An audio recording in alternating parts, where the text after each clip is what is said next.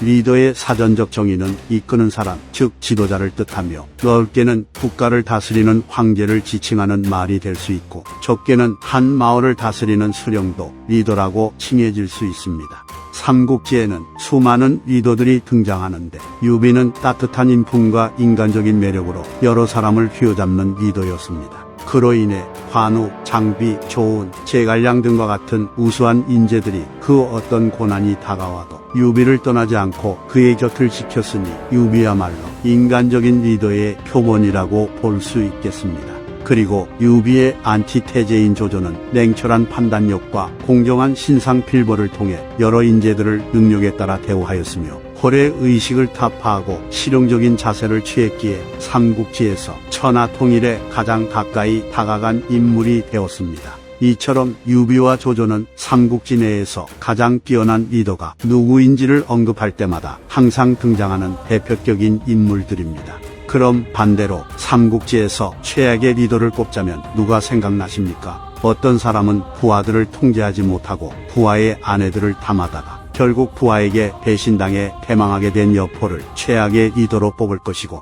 또 어떤 사람은 자신의 안위만을 생각하다가 자신의 모든 것을 남에게 그대로 갖다 바친 한복을 최악의 리더로 볼 것입니다. 물론 사람마다 보는 관점과 생각이 다 다르기 때문에 그 대답이 각양각색인 것은 당연한 겁니다. 그래서 제 생각을 말해보자면 최악의 리더란 자신을 따르는 부하들을 단순한 장기말로 생각하고 이용해 먹기만 하다가 쓸모가 없어지거나 자신을 거슬리게 하면 팽해버리는 부류라고 생각하는데, 여기에 해당하는 인물이 바로 원소입니다. 보통 삼국지에서 간웅이라고 하면 조조를 떠올리는데 사실상 간웅의 진가가 무엇인지를 보여주는 인물이 원소이고, 삼국지는 난세의 시기라 상대방을 배신하고 이용해 먹는 일이 다반사이긴 하지만 원소는 그 대상이 적에 국한되지 않고 자신의 수하들에게도 모략을 난사하는 모습을 보입니다. 따라서 지금부터 원소에게 이용만 당하고 버려진 인물들을 한 명씩 살펴보면서 원소가 최악의 리더인 이유를 알아보도록 합시다.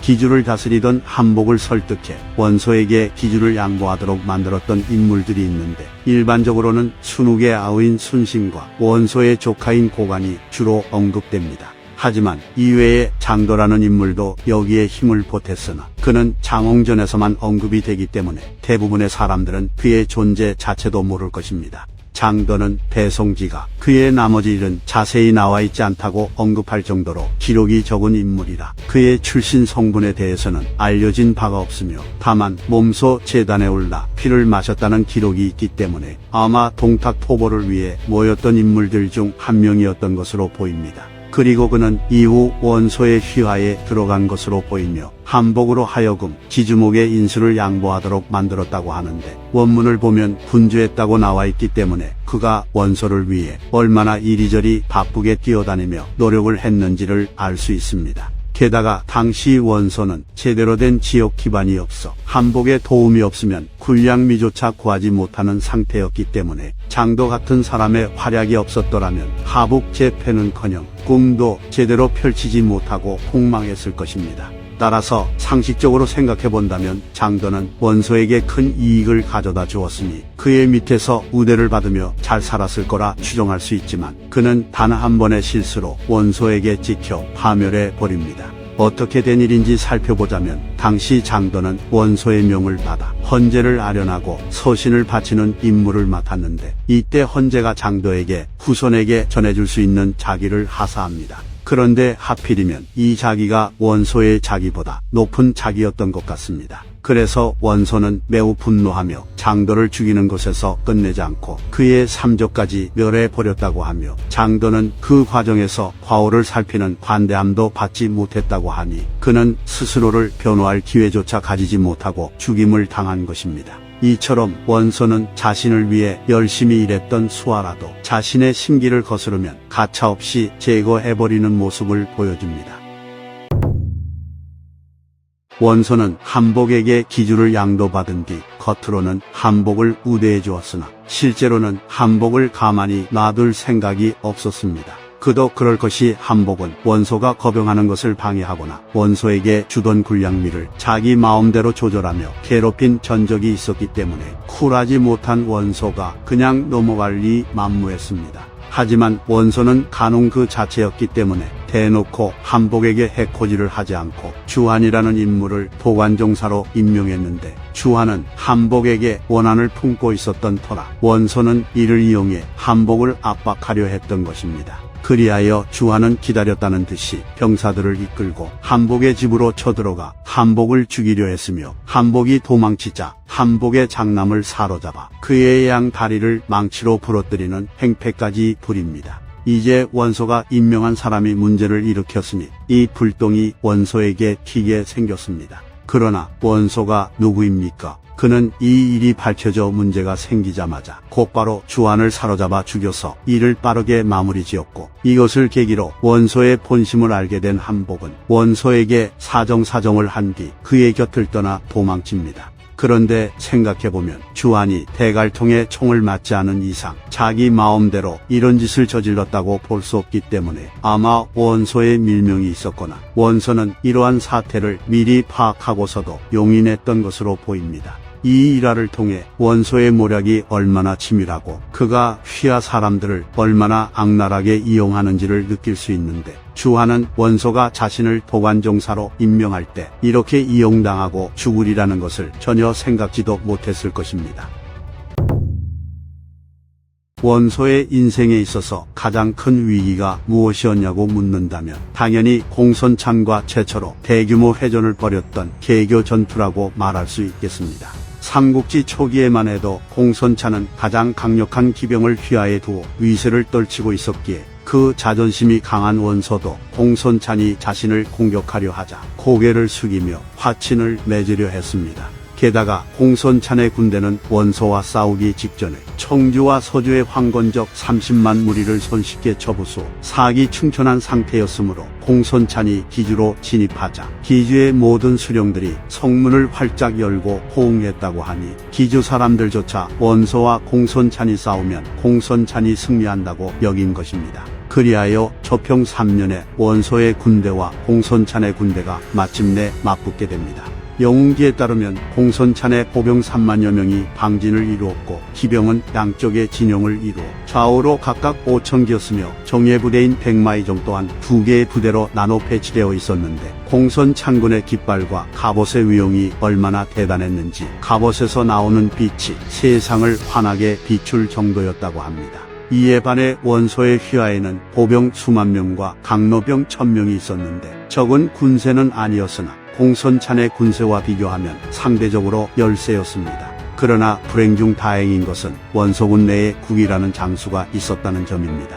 국이는 양주에서 오래 지냈던 인물이라 심화병을 주로 다루는 이민족들의 전투 방식을 환히 깨닫고 있었다고 하며, 그는 원소군의 선봉에 배치되어 있었는데 이것이 바로 전투의 승패를 결정짓게 되었습니다. 국위의 휘하에는 800명의 병사와 그를 지원하는 강로병 1,000명이 다였으나 그는 돌격해오는 공손찬의 1만 기병을 말 그대로 분쇄하고 무너뜨립니다. 그리고 공손찬의 장수 옹강과 그가 지휘하는 갑병 수천여 명의 목을 빼고 공손찬의 진영까지 진격하여 아문을 탈취했다고 하는데, 고대에는 군대가 주둔할 때 지휘관의 군막 앞에 아기를 세워 군문으로 삼은 것을 아문이라 칭했다 하니, 한마디로 국위는 계속적을 무찌르며 전진하여 공손찬이 머물렀던 군막까지 다다랐던 것입니다. 게다가 원소는 공손찬의 군대가 완전히 격파당했다고 생각해 방심을 하여 적은 호위병들만을 데리고 진군을 하다가 패주하다 다시 돌아온 공손찬의 기병대에게 포위되어 위험에 처했지만 국위가 와서 원소를 지원했기 때문에 무사할 수 있었습니다.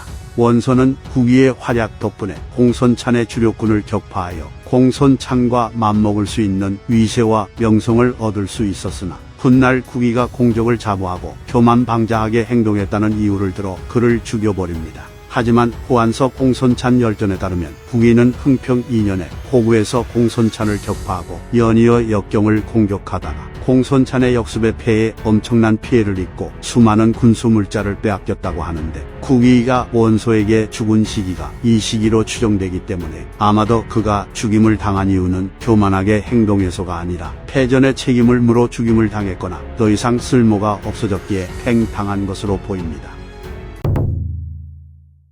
원소는 공손찬을 격파하여 하북을 차지해 기주, 유주, 병주, 청주 4개의 땅을 아우르게 되고 자신을 따르는 무리가 수십만이나 되자 점차 교만한 마음이 심해져 헌제에게 공물을 바치던 것도 줄였다고 합니다. 그리고 여기서 그치지 않고 원소는 황제가 되려는 마음을 품게 되는데 이때 주부 경포가 그의 속마음을 알아챘는지 몰래 원소에게 한나라의 기운이 점점 쇠하여 닿았으니 원씨가 황제의 지위를 계승하는 것이 마땅히 하늘의 뜻에 순응하는 것이고 민심을 따르는 것입니다 라고 말합니다. 그래서 원소는 기쁜 마음으로 군부의 장수와 관리들에게 경포가 자신에게 말한 바를 알렸으나 그들의 반응은 원소의 예상과 달리 경포가 요망한 말을 했으니 응당 죽여야 한다는 것이었습니다. 이에 원소는 군부의 장수와 관리들의 마음이 자신과 같지 않다는 것을 깨달았고 자신이 황제가 될 마음이 없다는 것을 보여주기 위해 부득이하게 경포를 죽여버립니다.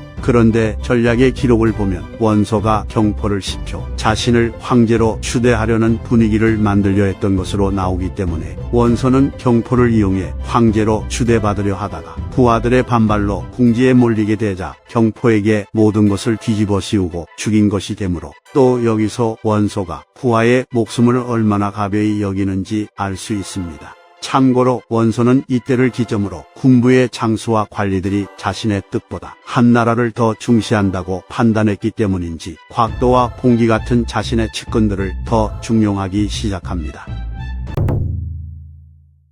앞서 언급된 인물들 이외에도 원소가 하북을 평정하는데 가장 큰 공을 세웠던 저수와 전풍 같은 유능한 인재들마저 원소에게 지켜 고난을 잃거나 죽임을 당하는 최후를 맞이하는데 이들의 사례는 너무 유명하고 이전에 다룬 인물들이기에 이번 영상에서는 자세히 다루지 않았습니다. 그리고 원소는 최악의 리더에 가까운 모습을 계속해서 보여주지만 그는 정치력이 매우 뛰어난 인물이라 모든 모략을 치밀하게 진행시키기에 부하 입장에서는 원소의 사악한 의도를 파악하기도 전에 끝장나버리므로 원소는 최악의 리더이면서 최흉의 리더였던 것입니다. 따라서 관도대전 당시 허유와 장압이 뒤도 돌아보지 않고 조조에게 항복하는 것을 보면서 너무 쉽게 투항하는 것이 아닌가 하고 이상함을 느낀 분들이 있으셨을 텐데 허유와 장압은 원소의 이러한 성정을 파악했기 때문에 일이 틀어지자마자 곧바로 투항한 것이라 생각한다면 이해가 되실 겁니다. 그러므로 허유와 장압은 매우 눈치가 빠른 똑똑한 사람들이라고 볼 수 있습니다.